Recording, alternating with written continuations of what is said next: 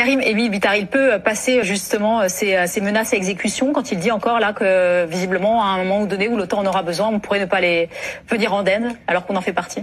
Oui, parce que pour répondre à votre question, je voudrais revenir sur ce vrai faux lapsus de rebaptiser le détroit d'Ormuz en détroit de Trump. On peut penser que c'est anecdotique, que c'est amusant. C'est en fait extrêmement révélateur.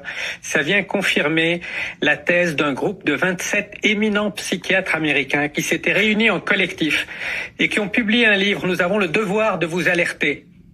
Monsieur Trump coche toutes les cases du désordre de la personnalité narcissique. C'est un homme qui ne doit pas avoir accès au bouton nucléaire. C'est l'Association mondiale de santé mentale qui a publié ce livre il y a déjà quelques années. Ce n'est pas la première fois. Il s'est renseigné, on a appris par la presse américaine qu'il s'est renseigné sur s'il y aurait un moyen de transformer son anniversaire en jour férié. S'il n'y aurait pas un moyen de rajouter son portrait sur le mont Rushmore à côté de Lincoln et Theodore Roosevelt. C'est une personnalité profondément instable.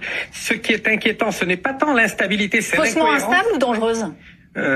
Dangereuse parce qu'instable, parce que narcissique, parce qu'impulsif, parce qu'il y a une absence totale de stratégie et parce qu'il vire systématiquement ceux qui osent lui dire non. Aujourd'hui, on a entendu cette semaine le général Mattis qui a dit que cette guerre était en train, que les Iraniens avaient pour le moment la haute main. Ancien général. Ancien général. Voilà, c'est toujours ensuite qu'on gagne une certaine liberté de parole.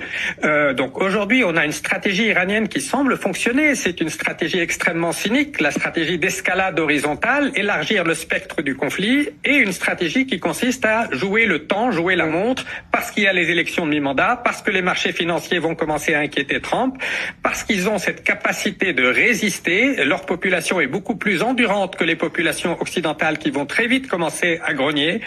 Donc ce que je crains, c'est que à cause de cette personnalité erratique, Trump décide dans une semaine, 2 semaines de passer à autre chose, d'aller envahir Cuba ou autre, et que ce soit les peuples de la région qui payent les pots cassés. Autant les pays du Golfe pourront se redresser parce qu'ils ont des moyens économiques colossaux, autant pour un pays comme le Liban, c'est une véritable menace existentielle. C'est la survie même du Liban que nous connaissons qui est menacée. C'est intéressant ce que nous dit Karim Émile Bitar. Ça veut dire que dans ce conflit, finalement, c'est l'Iran qui a la main? Jusqu'à aujourd'hui, on a, en plus de l'ancien général Mattis, l'ancien patron du MI6, les services de renseignement britanniques, qui a donné un long entretien à The Economist hier, qui dit oui, les Iraniens ont subi des coups très très durs, c'est vrai que leur régime a été décimé, c'est vrai qu'on a décapité un grand nombre de leurs figures les plus importantes, il n'en reste pas moins qu'ils ont encore les gardiens de la révolution, qui ont réprimé brutalement la population, qui sont 270 000, peut-être 300 000, donc ce n'est pas les 3 000 troupes au sol qui vont changer. Et c'était le nom de la couve d'ailleurs de The Economist, l'Iran. Absolument. Qui avait encore la main, ouais. Général Chollet. Et après, lieutenant-colonel. Merci. Alors, je vous rejoins.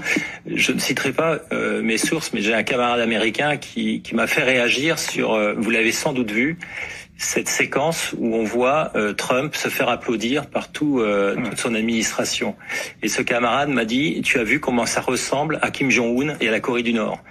Nous sommes Trump a autour de lui une armée de marionnettes, en tout cas des conseillers qui sont des véritables marionnettes, les ministres et les ministres, oui, des secrétaires et autres.